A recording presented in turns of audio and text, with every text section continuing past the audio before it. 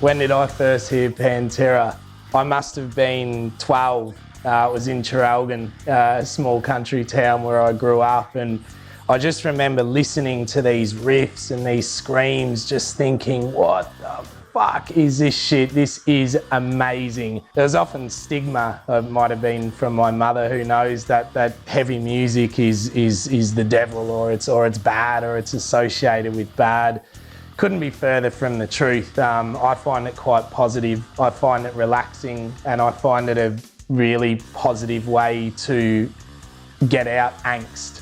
But doing a cover of Pantera to me is special because they're such an amazing band. They've made such an amazing impact on the world. I really wanted to go for something original with this bass tone. I didn't want to mimic Rex's tone, even though it's fucking amazing, but what would the point be? I mean, it'd just be another cover that sounds like them. So I put some thought into how I can sound original with this, and that come down to, one, the aggression of the playing in the recording, and two, my gear selection. So my selection for this track was all premeditated. And what I noticed when I recorded is you can't quantize a song pre-2000 because the bands hit start to finish and recorded like true musicians. And it's actually very hard to try and move any parts around. So I really had to work hard to get full organic takes of this track and make it sound organically played, which it is.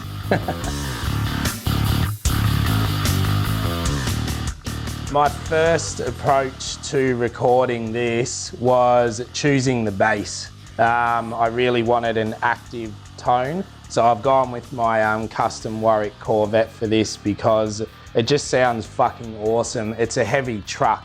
I designed this bass quite simple. They do make a lot of Corvettes with 2 pickups. For me, it was just unnecessary. I think one is fucking great. It sounds awesome. So yeah, MEC pickup, MEC preamp. Nothing else has been altered on it except a brass nut. It had an adjuster nut, but I find it just vibrated a little bit with recording. So I got my friend Richard, who's an amazing luthier, to make me a nut. It's full West African Avankal wood, so it's dark, fat and heavy, and it just sounds great. And you can see the body wood is identical to the neck wood, has a tiger stripe ebony fingerboard, which all add to a nice dark, fat, rich sound. One of my go-to pieces of equipment, I'd say I've used on 90% of my recordings, is this Avalon U5 DI.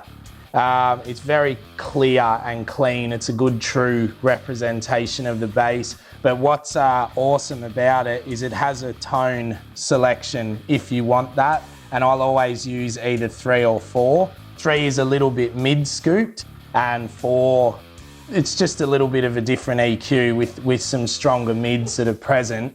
You don't need to use a tone, you can have it as a direct through, but I like to do that, and it differs between 3 and 4 depending on what bass I use. Naturally, the Warwicks will have a bit of a stronger midsection, so sometimes with the Corvette I like to use the 3rd selection to scoop the mids a little bit. Quite an integral part of my sound.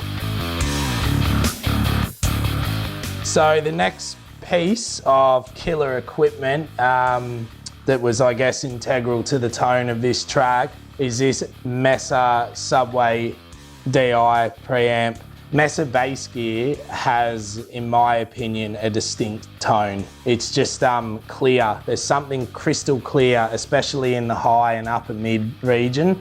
So I got this to mimic that Mesa sound. There's something amazing about the clarity. This is the second part of the process. We're coming out of the Avalon for the nice mid-scoop clean sound, and we're going straight into this direct out for the basic tone of a Mesa amp, without the trouble of course, having to mic up a cab if you don't have the means to do that.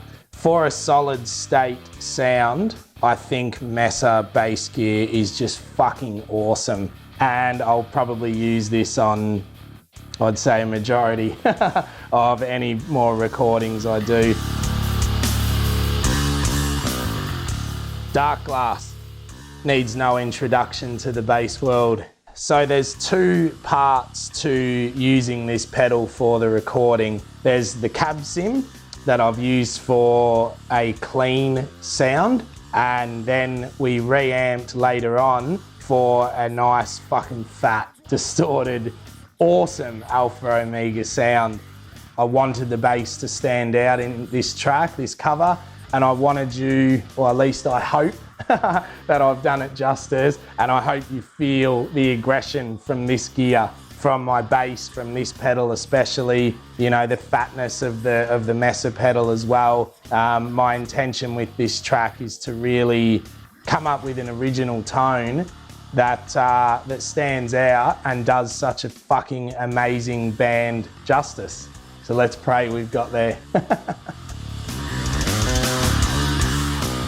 Now, DR Lowrider strings, stainless. Now the reason I chose these strings for this track is they can handle lower tuning and still keep tension. So you still get that punch and clarity, and because this song is a tone and a half down, well it's not, it's actually in between a tone and a half down, so it's quite weird to tune to record. That's why I wanted these strings for it. Stainless steel strings with my Warwick Corvette bass sound fucking incredible. They're very clear, they're very zingy. They're amazing for slap, obviously this song's not slap, but using a humbucking pickup through Dark Glass gear as well as the Mesa and Avalon gear in this particular setup, I think these strings have been perfect for that choice. So we've gone through the choosing of the song, the bass and the strings, a basic gear selection and setup and why they work together, because that's very critical to a sound. And I've mentioned this before and I'll mention it again, that my tone selection is always deliberate. I might learn new things each recording, but I really take the time to learn my gear, and I've got the luxury to, you know, have 20 years of being an audio geek to basically learn this stuff and how they work and sound together. So I'm really stoked with the final tone of this track. I fucking love it. I think Dylan, the sound engineer, has done really well. I think Tim has done an awesome job on the guitar, and I hope to fuck you guys like it as much as we have creating it.